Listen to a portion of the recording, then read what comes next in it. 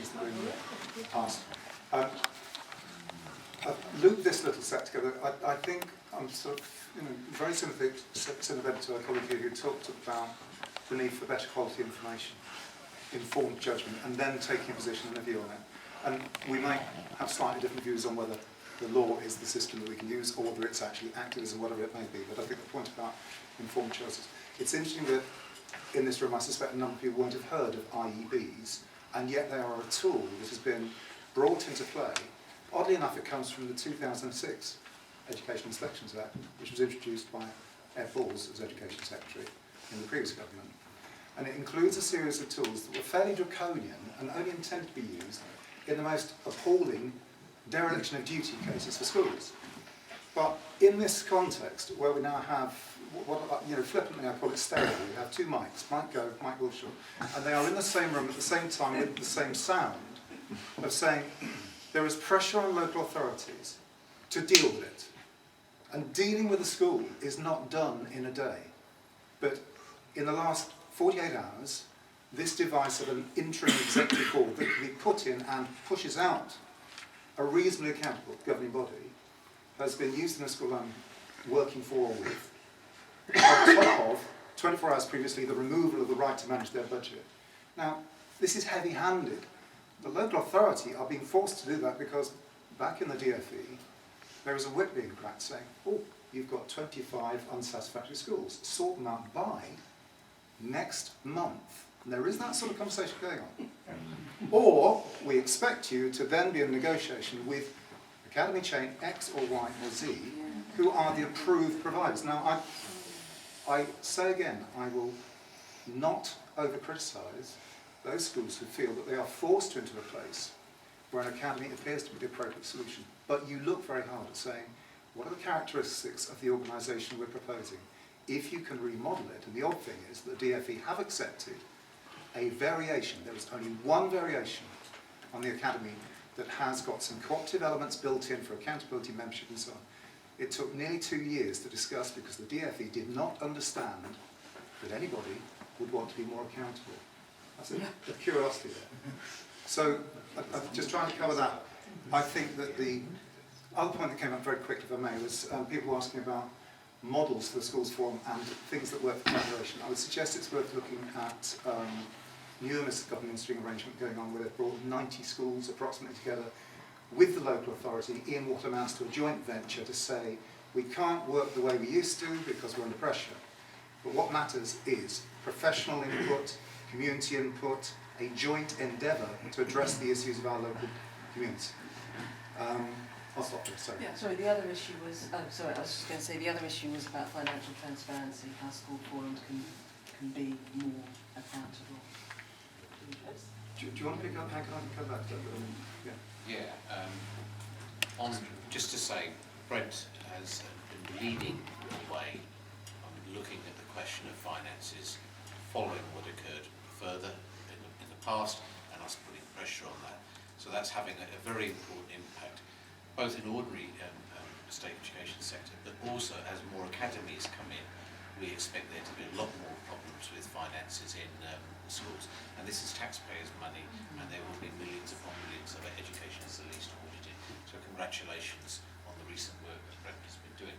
On the question, if Gove thinks that co-ops are helping his agenda, he will do all sorts of things for them. The moment he thinks that co-ops are not helping his agenda, you can rest assured that in terms of the law, they will change the law. The last Academies one was brought in quicker than the Dangerous Dogs Act. Okay, he will change the law. So it's a question of seeing the long-term perspective in what he view. I say that I would sooner have in the hierarchy of things the co-op and some of the other things in what he view. And I don't believe, okay, that this setting up a legal barrier is going to stop these so-and-sos for more than a heartbeat, basically. And obviously, I'd say one thing as well to their co-op. Would you give a guarantee, please, that if the parents and the staff in a proper democratically overseen ballot vote no, that you wouldn't go ahead? That would be showing a very democratic co-op type thing, and I would put that to their co-op. Will you give an assurance in schools that if the staff and the parents voted by a majority against this, both of them, that you wouldn't say, well, never mind them, we're going to go ahead anyhow. John, if you want to quickly respond and then as well. Just commenting on both those points, because I think it's good to have a debate around the room as well as between people here. But there is a curious anecdote which I think has got some truth to it. Actually, Michael Gove isn't terribly fond of cooperative models, surprisingly. And allegedly, there was a discussion in Cabinet about repealing the 2006 legislation that provided for cooperative trusts. And in terms of an intelligence test, what hadn't occurred to the Cabinet until somebody piped up, but if we repealed legislation that provides for foundation trusts, it's a legal entity, we might have a little difficulty with the Church of England, amongst others. And that's because you would actually be in conflict on a piece of legislation with a huge number of schools, the faith schools and so on, with a similar legal characteristic. You could not separate out a particular version of a legal foundation as a legal basis for schools. So that's one point. In terms of Hank's query about sort of the decision making for what character, or what legal entity, or what the right road ahead is for a school, my belief is that that's absolutely for a governing body of a school to determine. A, in accordance with a legal process, in some cases there's a statutory framework for that. In the trust approach, that's absolutely clear. There's a process by which that has to be decided, and it takes into account not only consultation, but the governor's responsibility to take the best judgment on all the factors, and if they didn't listen appropriately to staff and others, then that would be perfectly challengeable. Okay? Having been involved in the QPCS decision recently, what happened there was that the governing body made the decision that financially they had no choice but to become an academy. They consulted because they're nice, decent people.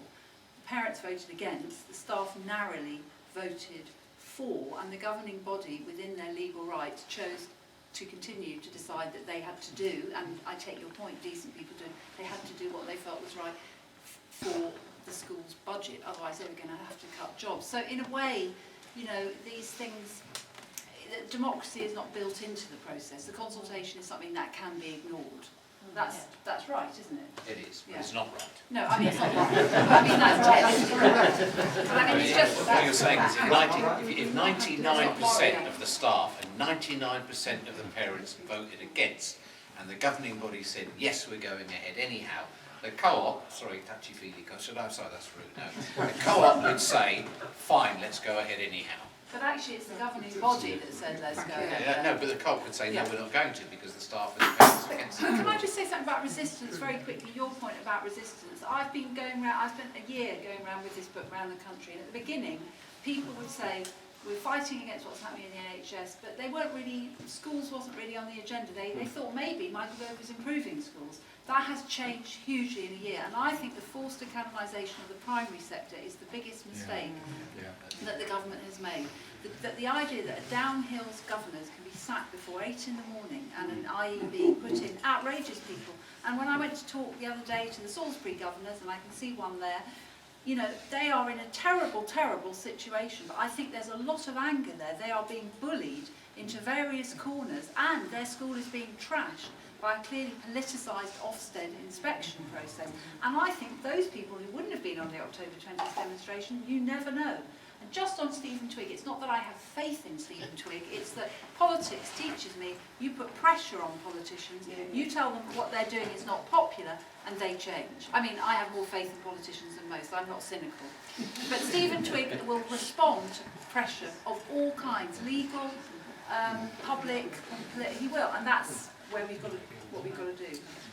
Thank you. Councillor, going on to the IEBs, how many schools are you aware of in the borough that are under this I think we've just got one at the moment, and we've got a good solution out of that, which wasn't an academy, it's a federation of 2 schools, which is a very good solution, and that's the way that we want to go, schools working together, supporting each other. Just come on a couple of things. The scrutiny committee, Roxanne, that Roxanne chairs, the child and family ones, I went along to one of those recently, and it's the best scrutiny committee I've seen in Brent.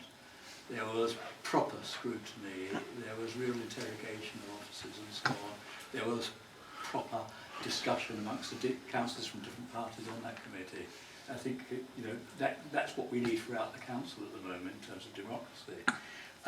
What I found and find as a governor with the school forums is that I don't actually hear about what goes on, and I'm not really asked about what's going on there. So we don't hear about what's happening, and we don't contribute to what's happening. So some lines of communication between the forum and governors, and also head teachers would be better. With what Pete was asking about the comprehensive, meaning what it does, well, national means national, and it doesn't. National curriculum is not national. Lots of schools don't have to do the national curriculum. So we need to query the whole thing about, we're supposed to have one system, but it's not. With the Labour Party, I just mentioned Lord Adonis and what he was doing in New Statesman recently, which I kind of think kind of undermines some of the things that we've been talking about. And I move on to, Sarah, yes, I agree absolutely with what you said. We resist on behalf of the children of the future. Yeah. Thank you. We are aiming to finish just after 9 because we started a little late, so we've only got about 20 minutes. So if I could take your I just wanted to make 2 points, because there was a couple people talking about segregation, and you were talking about segregation at the schools with all these systems, with the academies, and the OECD, I think it was, people are aware that it's just released that it is the most segregated in Europe now, in Western Europe now, so it's only going to get worse. We've only got a few academies, well, enough as it is, but, and I want to talk about resistance really, because as a parent and as a teacher, I'm really kind of in this place where I'm banging my head against the wall thinking, what can we do? Melissa referred to the parents at Salisbury, and I have 3 children in a primary school, and I just feel like we're sitting ducks. I really do feel like we're waiting for the forms of the apocalypse, whatever the studies principals are, come in and just slate the school and then talk about academic status for them. And it's like, what do we do? And as a parent body, we're trying to mobilise and say, well, these questionnaires that they give us Ofsted, let's just all refuse to do them. Point blank, refuse to do them. Let's get a petition together, say, we know you've got a political agenda, we know you're here to rubbish our school, we don't want anything to do with your inspection. In fact, actually I'd like to keep our kids off for the day when you walk in. I'm seriously putting that forward as a motion at our next COSO gym, because I'm just like, tearing my hair out, where is the resistance, where is the support for parents who, I don't agree that, parents are thinking, the academies, let's just get our kids into the best academies and it'll work for us. And, I think, parents are just not aware, they don't believe that this is going to happen, and I think they are sitting ducks. I don't think they're bad, I'm just saying they're told these are good schools, and there's a lot. You have to have a degree to understand the education system, it's so complex. And it's quite new, but there is evidence out there that's showing that these academies are not actually everything that they in fact are to be.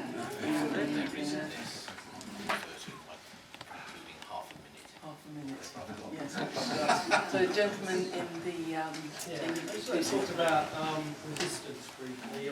I think resistance is at the crux of the matter, and if hate's up for occupying another field, absolutely. I'll be there to help him, not his tech thing. But in the meantime, I think we also need to think about fighting a bit of a rearguard action. I think we have a consensus in Brent about what kind of education we value in Brent. And I think for the tide to turn, that's going to take some time. We talk about the next government, but it might not be the next government. It might be the government after that. So what are we going to do in terms of the future of education in Brent, which is the purpose of this evening, to make sure that we preserve what we have? What concrete measures can we actually take? And I'd like to hear the panel's view on that. Can I just say one last thing? The idea from this lady here about keeping her kids at home when Ofsted comes is probably the best idea I've heard in some time. I completely support that. Yes. Toby Chambers from We Care Foundation. I'd like to echo some points about sort of special educational needs in this borough.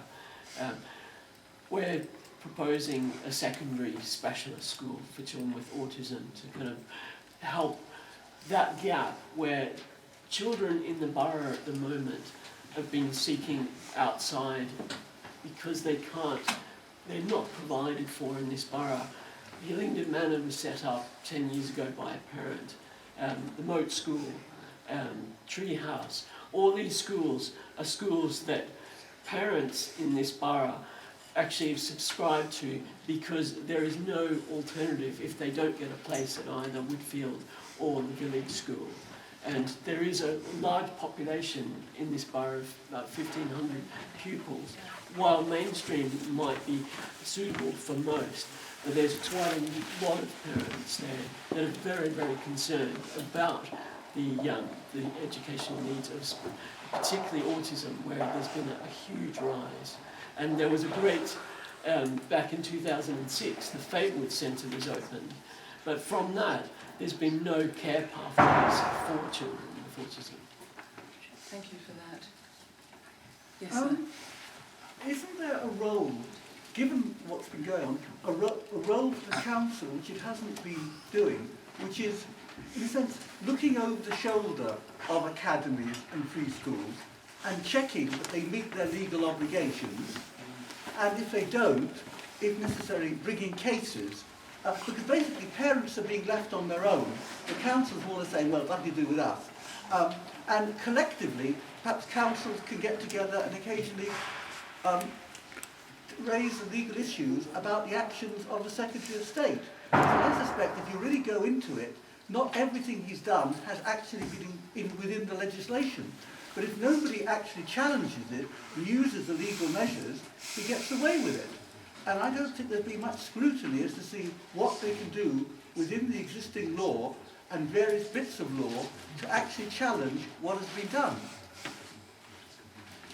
Thank you. And last, the lady in the hand. With respect to the last point, there's an ex-pupil from a Brent school. She was in Brent schools in the 70s and 80s. She's dying from mesothelioma due to asbestos exposure in school. Now, if she was a pupil, she's lucky in that she's claiming from Brent Council. She's going to court, I understand. I'm very hopeful it's a success for her. It means she'll be able to get compensation for her 2 children. If a pupil who's been at the academy now since 2003 and onwards, they would have to sue. There's no public liability insurance that includes asbestos.